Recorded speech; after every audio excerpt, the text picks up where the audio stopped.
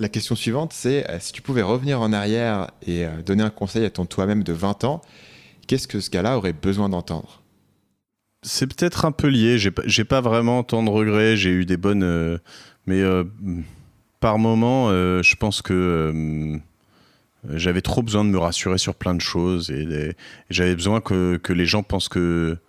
J'avais besoin que les gens pensent que j'étais bon, tu vois. J'avais besoin d'une sorte de...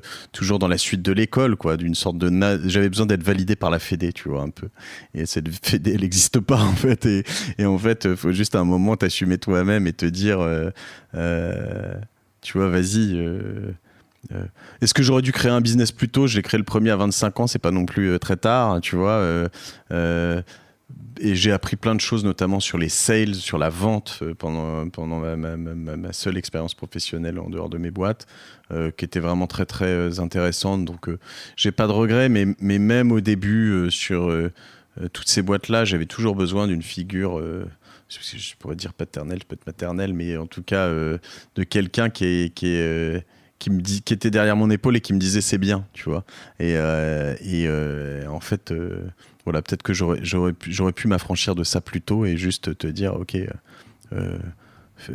roule ta bosse, fais ton truc, t'as pas besoin qu'on te dise que c'est bien, tu vois.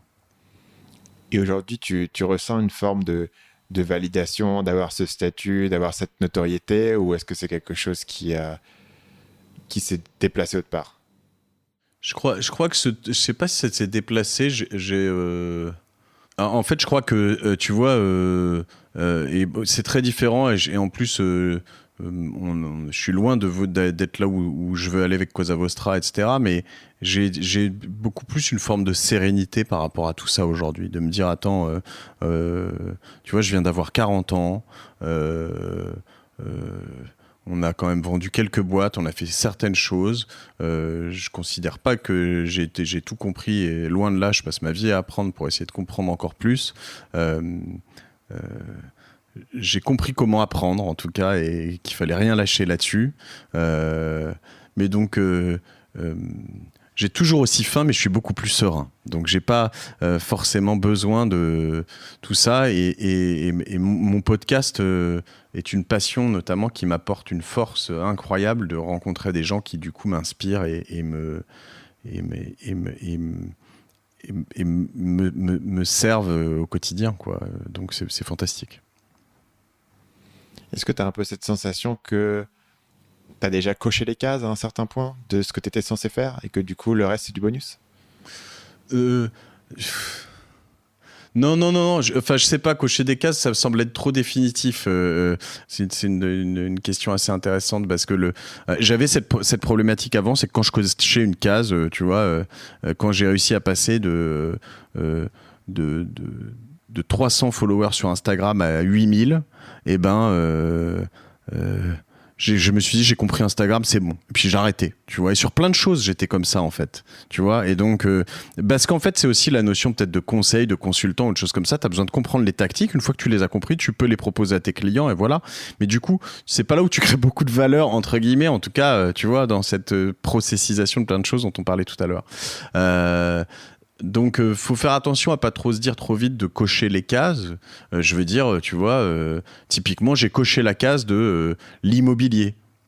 Et c'est fou en soi, parce que, tu vois, j'étais pas prédisposé à faire ça, mais j'ai déjà 2 fois acheté un bureau, tout pété dedans, littéralement tout refait dans un budget ultra limité, fait un truc qui est chambé et dont je suis hyper fier, mais ça je veux le refaire 20 fois, tu vois. Donc est-ce que j'ai coché la case, tu vois, je sais pas. En tout cas, y a des choses que je comprends et qui m'éclatent et en tout cas j'ai coché la case des choses qui m'emmerdent et des choses qui m'emmerdent moins, et donc j'essaie de m'orienter un peu plus et d'être capable de dire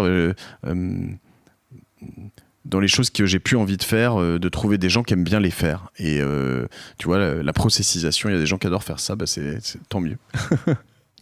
Salut, c'est Stan, j'espère que vous avez apprécié cet extrait du podcast Marketing Mania. Bien sûr, vous pouvez retrouver l'ensemble des épisodes du podcast, y compris les instructions sur comment vous abonner sur l'application Apple Podcast ou sur votre téléphone Android en vous rendant sur mon site à l'adresse marketingmania.fr/podcast. Je vous ai mis le lien dans la description de cette vidéo.